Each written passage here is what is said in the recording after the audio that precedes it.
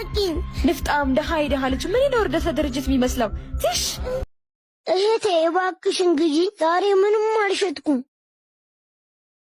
እውይ ግዢው በእናትሽ እንኪ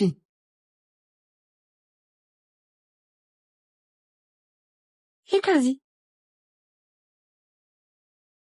አልኩህ አንዴ ታይማን መጨማለቀን ቆሎ መበላ መስልሃል ምን ይመስላል እናቴ ናት የሰራች ተጨማለቀ አይደለም እባክሽን ሳይሊን ነው አልኩት ትንሽ ግዢ ይሄና ባስ ነው የሚነገር ከዚህ እኔ ጀሪ አንተና ተጨማለቀችን አይደለም የታሸገውን አልበላም እሺ ይቅርታ እሺ አርጌላለሁ ሄዳውን ከዚህ እሱ ተገዘኝ ልጠብቀው ምን አለ ትንሽ ብገዢ እሱ ከገዘፍ ጠብቀው ና እኔ እገዛሃለሁ አያማ ለኪን ንፍጣም ደሃይ ደሃለች ምን ነው እርዳታ ድርጅት የሚመስለው ትሽ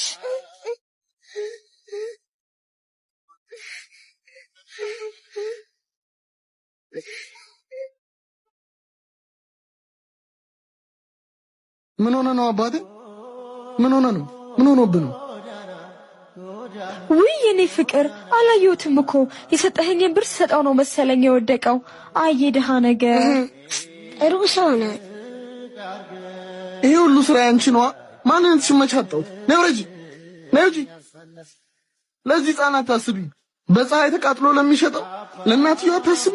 በእሳት ተቃጥላ ለምትሰጠው ትንሽ ምን አይነት ሰይጣን ነሽ ለነገሩ ሰይጣን የሚቀናብሻል ሁለተኛ በህይወቴ ውስጥ ዳግመኛ ላይሽ አልፈልግም ከስይዳጭ ሂጂ ከላይ ቢዎች አንዱ በስተት ሲቸገር መምረጥ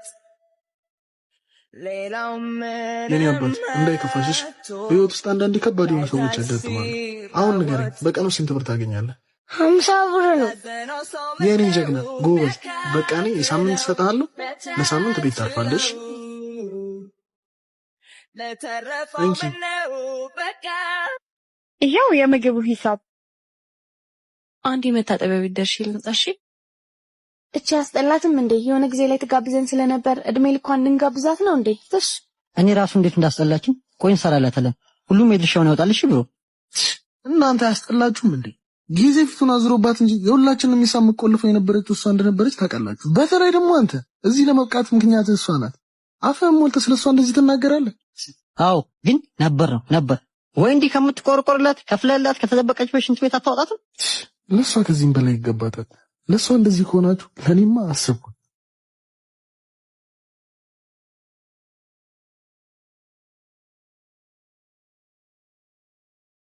ጆ ብር እኮ አልሞላም